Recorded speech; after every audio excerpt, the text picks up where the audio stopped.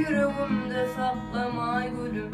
Deredi kaygılar bugün, bilmini yaşa diyanlar.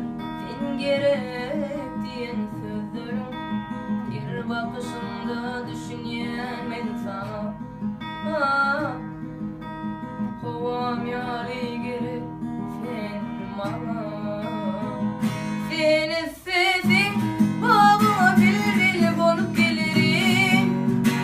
Ben sönüysem, kim olup yanıp kim sönüp bilirim. Seni sevdim, bir bari yarın bulurum. Dingesini suyum, senin başka kimim var buyurum.